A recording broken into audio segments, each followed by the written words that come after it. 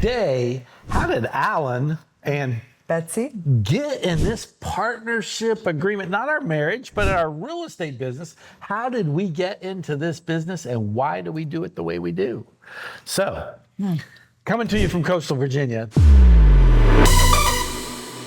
this is a kind of an interesting story. We've told it a lot. If you're one of our clients, you might know this story, or if you're one of our referral agents from around the country that we send referrals and get referrals to, you might know the story. But a lot of you don't know our story. You know, I came from the Army. I got a military background, and so I came out of the Army, went into real estate. That's a whole different story, but went into real estate and was pretty successful and started, and I got lucky. I teamed up with an agent in my office pretty quick, and we became probably one of the very first teams in 1988, 89, a long time ago. And then grew from there, and then I was in Northern Virginia, came down here. Well, when Betsy and I got together, I had already been in real estate for a lot of years, built a big company, sold a big company, went through that, and then kind of retired, spent a couple of years in the Caribbean, came back, met this one over here. We traveled. Did I say I was ever coming back to real estate? No, we actually burnt the trophies. Just kidding, we threw them away. Threw them away, said I'm never coming back to real estate. All the plaques, trophies, all the plaques, all the things, because I'd been #1 agent in Virginia. I'd won lots of awards, Educator of the Year, and said not coming back to real estate. And then we got to Florida. How'd you like Florida? Hated Florida.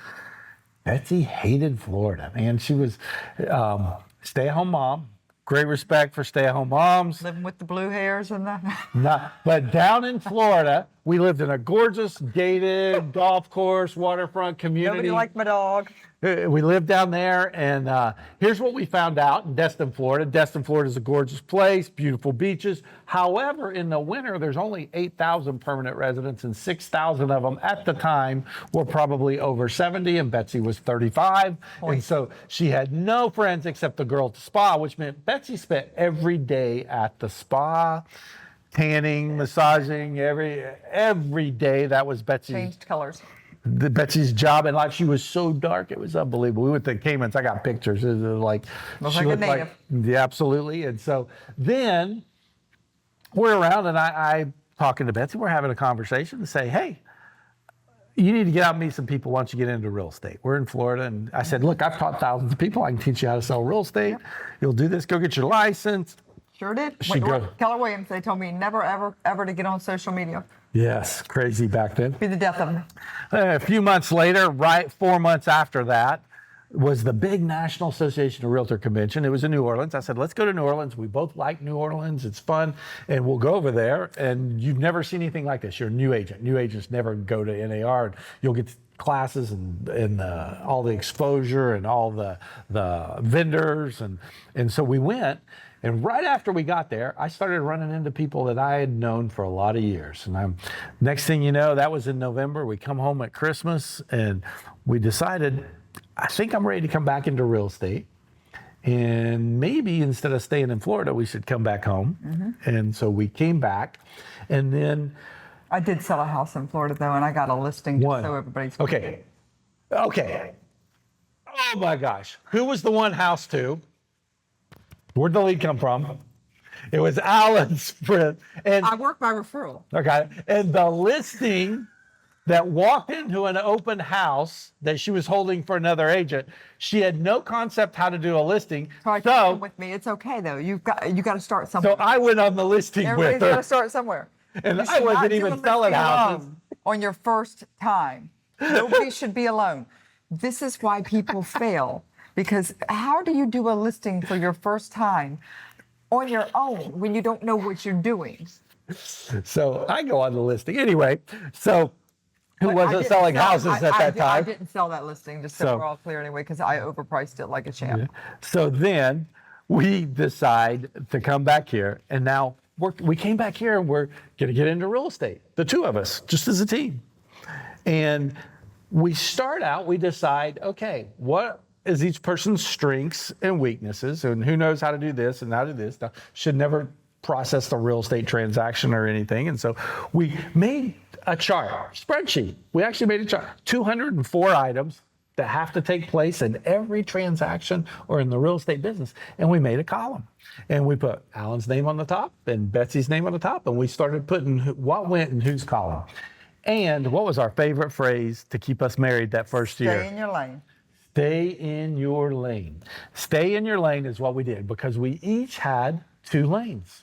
Now, first of all, if you're using a single agent, guess what? Everything's in their lane. Takes a lot of time and attention. That always amazes me because I can't do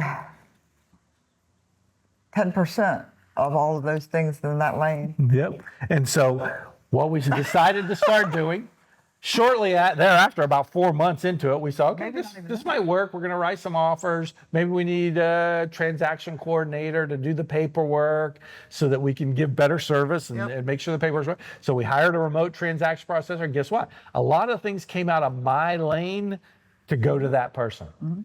And then... Nothing came out of my lane, just so we're clear. And then the next thing, I start looking at the whole system, and I look at Betsy and I see what she's spending a lot of time with. She was spending a lot of time just dealing with contractors and vendors and getting estimates and doing things to get listings ready.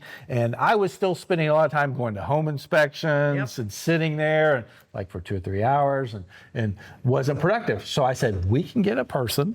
And the person just happened to send us an email who just retired this past week, but had worked for me. Private message, yes. Yeah, had worked for me at 2 other real estate brokerages for a lot of years, and said, by any chance are y'all hired? She'd seen, and so we hired her, and all of a sudden our business went from 66 transactions a year that we were doing second year to 100 transactions the next year, because we now had 2 other full lanes with people in them that we could go out and do the important things and do that. And since that time to this day, I do this exercise every time we hire a person on our team.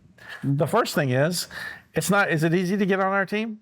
Oh, no. You have to go through several interviews. We have multiple interviews. We do disc profiles because we've got to know, my job is not just to hire people on the team, it's to put people in the right seats. There you go. So the thing is some real estate companies out there, if you pass your real estate exam and you can fog a mirror with your breath, you get hired. We don't do that. I've turned down more people this year than I've hired this year. Oh, we've turned down so many people. Because here's the thing. We have a team and we've got a phenomenal culture on the team. Culture's number 1. Culture is by far the most important thing. Will you fit in with our team and the other people on it? Because if I have... we had some assholes working here for a while. Yeah. They get gone pretty quick, though. Yeah, I mean, this was back when we hired agents, but yeah. So what we do now is, though, just tell it the way it is, Betsy. Rule number 1. So here's what... We realized it, but yeah. Here's what we do, is we are building the brand and the team. Now... I am definitely outnumbered, in case you haven't looked at the pictures. It's me and 10 women on the team. Alan's Angels. He said this 11 women. You keep saying 10, but it's 11, right? 10 now. It was 11 temporarily while we had Vicky and Tiffany. Oh, that's See, right. I know. Oh, Vicky. Vicky retired. Love you, Vicky. So what we have is we've got a good team, and every person has to fit where they're being hired for. I've hired people before and looked at them and said, okay, I was looking for somebody for this position, but here's where you work. To another seat. Amanda was that way. She came in, first she thought she was going to be in sales and marketing, and then the next thing you know, boom, she's over here operations because that fits her best. Tina's the same way. Tina came in for one function, changed back, boom, Tina's in the right seat now. So what we have to do is we have this team, which most people don't have, do they? Oh, no. Even people who call themselves a team aren't a team. It cracks me up, which is illegal, by the way. Very illegal. But they call themselves a team. Now, start calling people. Why does everybody not do it this way? Now, all the large real estate coaching and advisors and real estate gurus are saying teams are the future of the industry, that we're going more and more that way. And statistically, they are. They're going more and more teams. Now, if you are a solo agent and you go up against a team and the team leader's on a listing and you're on a listing, there's no way the solo agent should ever get that listing because they just can't provide the level of support that a team can. Correct. However, the one thing, why does everybody not do this? Well, there's solo agents out here hiring a part-time transaction coordinator, calling themselves a team to try and compete. Okay, name alone does not make you a team. You have to have a system and a program, and ours is purely designed to provide better service.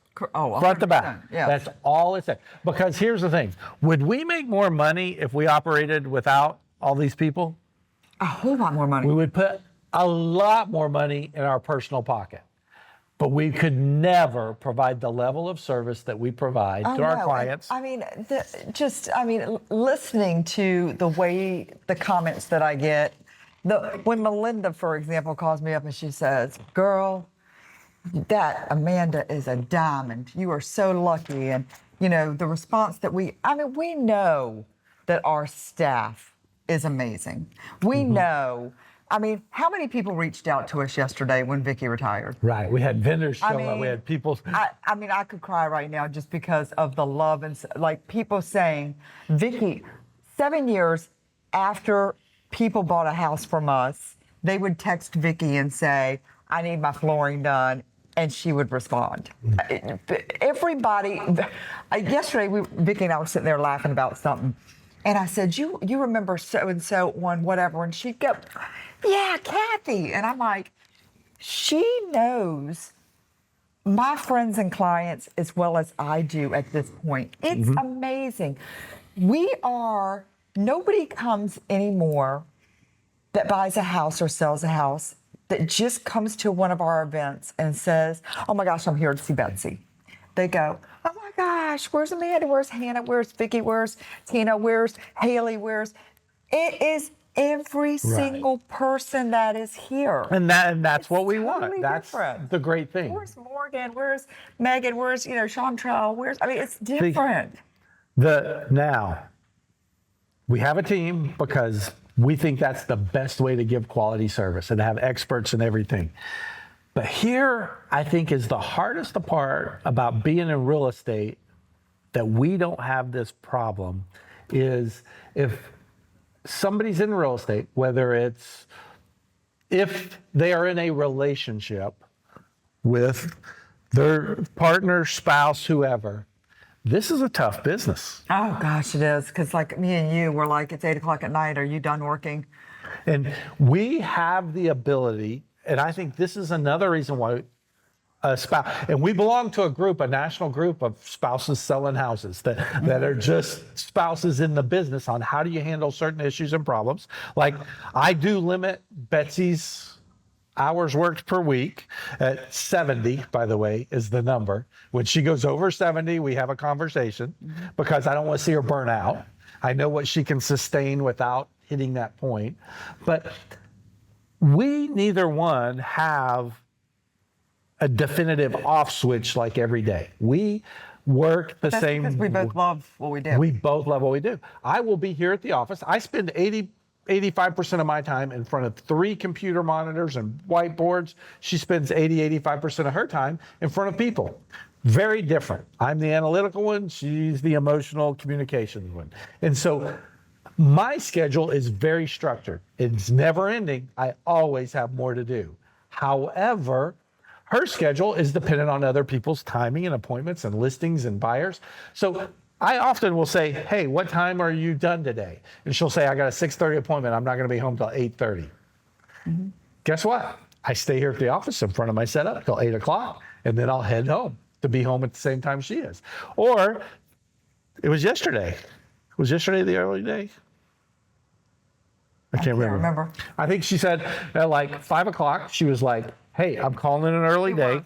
Early day. I said, "Well, I got to finish up some stuff." I already took my makeup off, but bring dinner. We're not going out. We're not going out. I said, "Do you want to go?"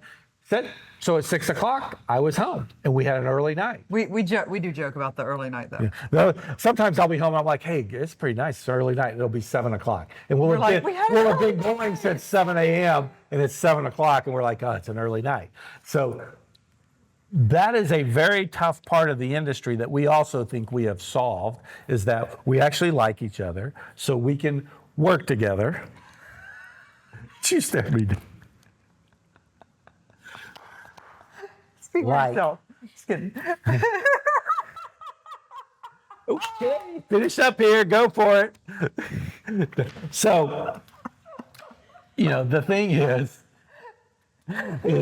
that the hard part for a lot of agents, because they do get resistance, because, and this is nothing specific, a lot of times the majority of agents are female and their spouses aren't used to them. No. I say that because I'm the minority here. Come on. By far. And so the majority of agents are female. So if they're out at all different hours, late evenings, on weekends, and their spouse has not been used to that, they were used to somebody being at home at a certain time, either taking care of the kids or having dinner at the house. It's a different scenario. There is not a set schedule. And especially 2 months in, 3 months in, if they haven't had a paycheck yet and they're doing all of this, it can cause stress. And I can't tell you. Start getting a lot of paychecks and they're out earning. Yeah, There's another stressor. I've seen that happen. I've had it all, where the if it happens to be the wife starts out performing or making more income than the husband. That changes the dynamic. Typically, we're pretty fortunate that we're both pretty parallel in the business. That can change a dynamic, and we've always had that dynamic with us. We've always worked together. We met each other working together, and so when you look at that, that is a big thing. That the off switch is hard to have, and we rarely have a definitive no more business. It'll hit each one of us occasionally. Every couple of months, one of us will say that, like, It's not no more business. It's you've reached your word allocation for the day. That's what I told her one time. But I told you too. Yeah, I reached out. I said, you reached your word allocation for the day. I can't. I can't. I need quiet. Come on. So we both have that, and that's the key. Is both of us we will talk to each other. Usually, I get the text from her. Are you coming home tonight? Dude. Like 8:30. You coming home? You coming home? Okay, I'll head that way. So and that's the thing, is that we have so much trust. Mm-hmm. And I joined a board up here, and somebody said, "Oh, y'all people. Oh, your husband, his truck never leaves that office." And I'm like, "Yeah, we work a lot." And so, I think that's the key. So that's why We do play hard, though. That's what we got. And in That's case why everybody cheers for us when we go on vacation. we do travel about once a month, whether it's for business or for personal. Uh-huh. And however we figured it out, that the difference for us is the average employee takes 128 days a year off. They take the weekend off, that's 104 days. Minimum 2 weeks vacation, 14 days, that's 118 days, and then 10 holidays, 128 days. Last year, we only took 120 days off. We took less than our employees did. However, we traveled 117 of the 120 days. That's the difference. And so that's how we recoup, is we take our travel time, but we actually work 7 days a week when we're here, long weeks, and that's how we've solved the scenario. And I think it works pretty good. So make sure and like us. Love us. Subscribe to us. All the channels. Follow us everywhere you go. Amazing. So, Betsy's the best. until next time, Alan and the best Betsy over here. See you soon. Bye.